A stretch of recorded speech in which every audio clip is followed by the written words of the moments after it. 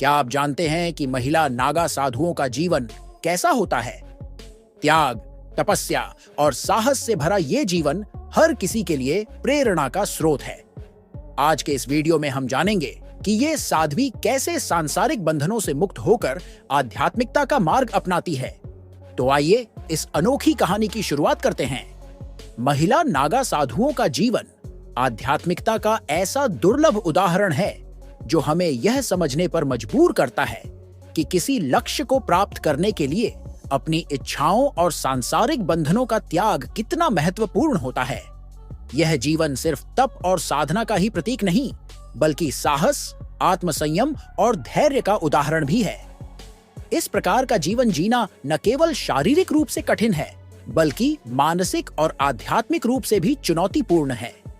यह प्रश्न मन में उठता है कि आखिर कोई महिला नागा साधु बनने का निर्णय क्यों लेती है? इस सवाल का उत्तर बहुत गहरा है।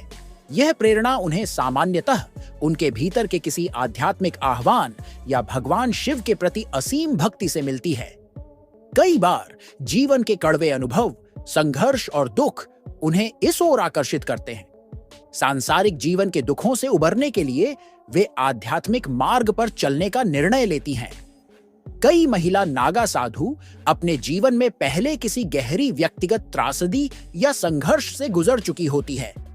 कुछ ने अपने परिवार को खो दिया होता है, कुछ को समाज ने अस्वीकार कर दिया होता है, तो कुछ ने अपनी पहचान की खोज में इस जीवन को चुना होता है।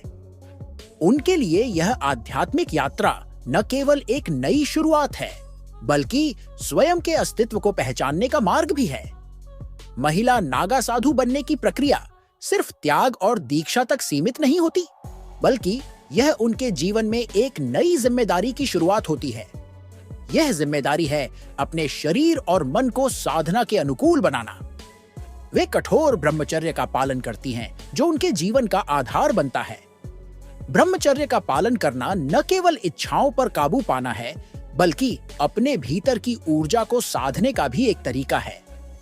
उनकी साधना केवल भक्ति तक सीमित नहीं रहती, बल्कि इसमें योग, ध्यान और कठिन तपस्या भी शामिल होती है।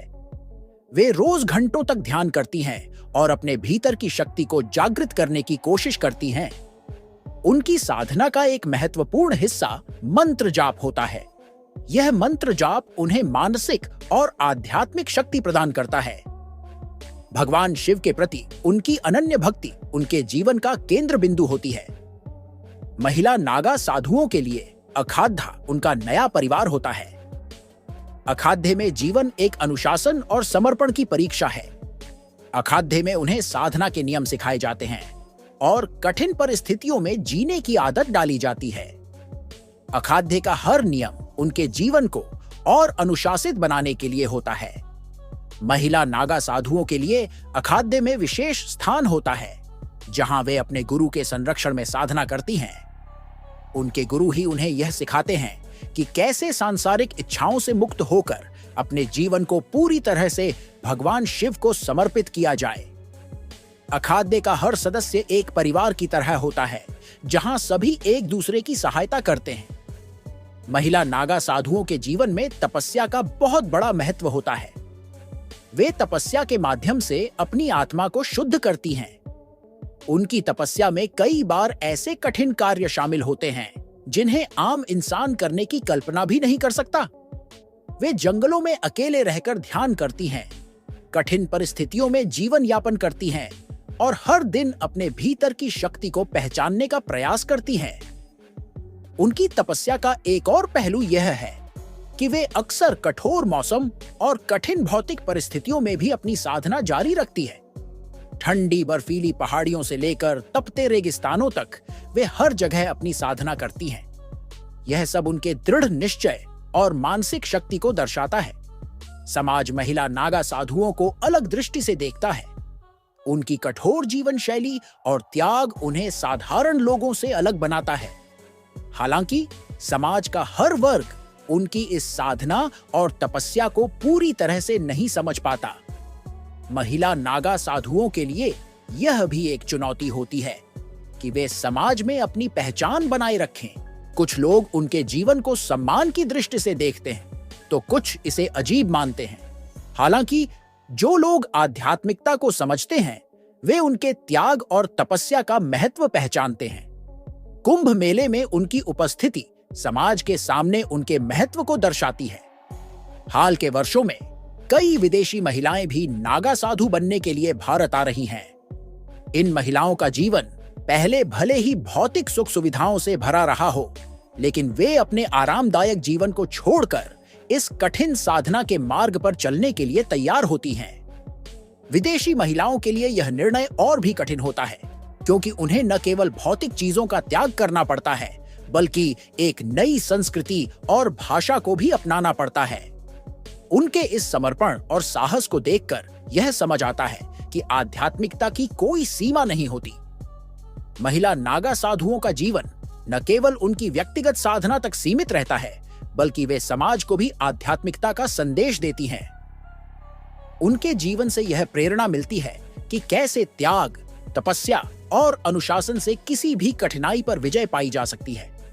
वे समाज में एक प्रेरणा स्रोत के रूप में काम करती हैं। उनके जीवन की कहानियां हमें यह सिखाती हैं कि आत्मज्ञान और शांति प्राप्त करने के लिए इच्छाओं का त्याग कितना महत्वपूर्ण है।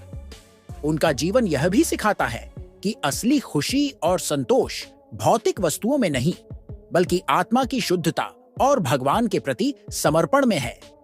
आधुनिक समाज में जहां हर कोई भौतिक चीजों की दौड़ में लगा हुआ है, महिला नागा साधुओं का जीवन एक अलग ही उदाहरण पेश करता है। वे हमें यह याद दिलाती हैं कि जीवन का असली उद्देश्य आत्मा की शुद्धता और भगवान के प्रति समर्पण है। उनका यह जीवन हमें यह सोचने पर मजबूर करता है कि क्या हम भी अपने जीवन में कुछ त्याग और तपस्या के माध्यम से आत्मिक शांति प्राप्त कर सकते हैं। महिला नागा साधुओं का जीवन त्याग, तपस्या और आध्यात्म का अद्वितीय मिश्रण है। उनका जीवन हमें यह सिखाता है कि कैसे कठिन परिस्थितियों में भी अपनी इच्छाओं पर काबू पाकर आत्मज्ञान प्राप्त किया जा सकता है। वे न केवल अपने लिए बल्कि समाज के लिए भी एक प्रेरणा है। उनका जीवन हमें यह सिखाता है कि अगर इच्छा शक्ति मजबूत हो तो कोई भी कठिनाई असंभव नहीं है। अगली बार जब आप किसी महिला नागा साधु को देखें तो उनके त्याग और तपस्या के इस असाधारण जीवन को जरूर याद करें। उनका जीवन वास्तव में प्रेरणादायक है और हमें यह सोचने पर मजबूर करता है कि हमारे जीवन का असली उद्देश्य क्या है। महिला नागा साधुओं का जीवन हमें त्याग और आत्मसंयम का महत्व सिखाता है। उनका यह साहस और तपस्या हम सभी के लिए एक प्रेरणा है। अगर आपको यह वीडियो पसंद आया हो तो इसे लाइक और शेयर करें और चैनल को सब्सक्राइब करना न भूलें। धन्यवाद।